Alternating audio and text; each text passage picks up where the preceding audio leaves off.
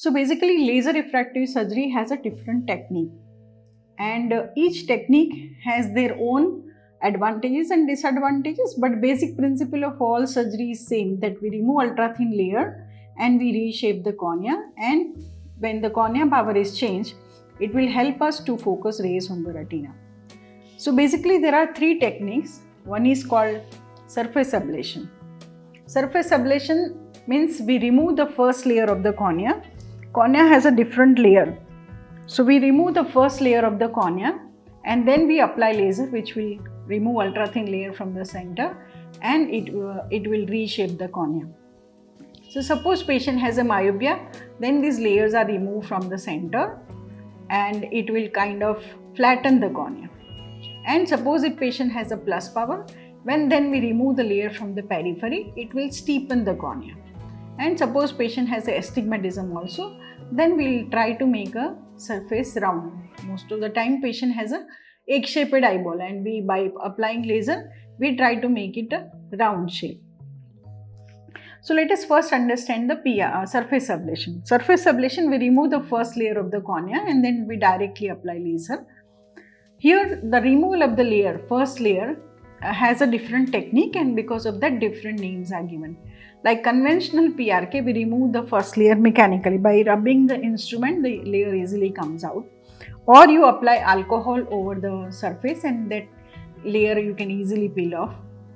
The latest technique is trans PRK, where the first layer is also removed by examined laser. That is a no touch technique or no cut technique, where first layer is also removed by laser and without any gap or break, the power is also corrected by removing ultra thin layer from the center. So this technique is known as the trans PRK. The second technique is called LASIK. LASIK means what we do, we actually split the cornea into two. It is not a complete cut, it is a partial cut, and there is a hinge at this place. So upper part we call it flap. We lift it like a page of paper, and then on this exposed area we apply examined laser. Again, examined laser will correct the power same way. It will remove ultra thin layer depending on the type of the refractive error patient has from some of the areas, and it will reshape the cornea.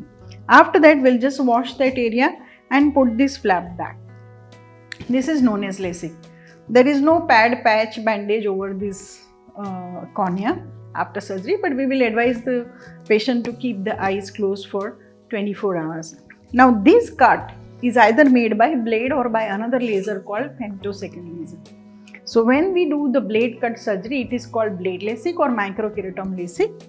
Nowadays very rarely this surgery is performed.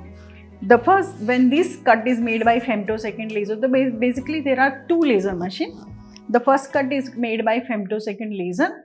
Then we shift you to another laser called examined laser, where we'll lift this first flap and then we apply examined laser, correct the power and put this flap back.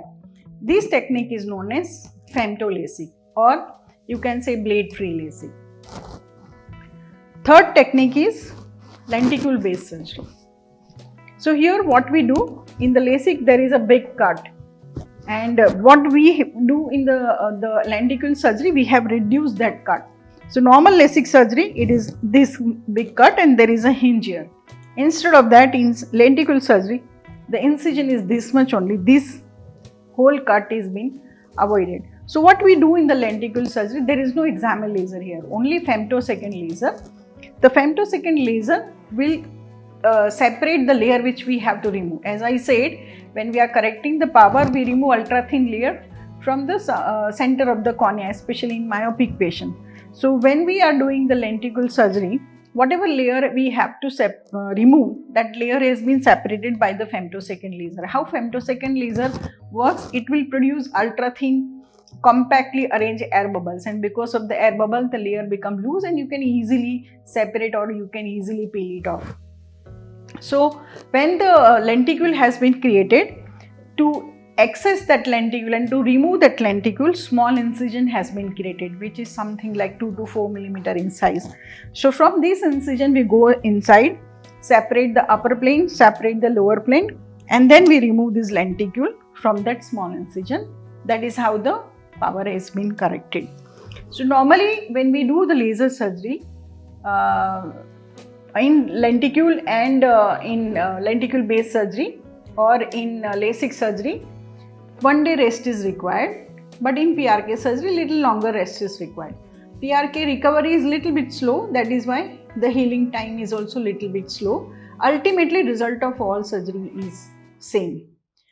You must have heard about lenticule surgery. Now also many techniques are available like Smile or Smile Pro. Smile Pro is the latest from the Zeiss company.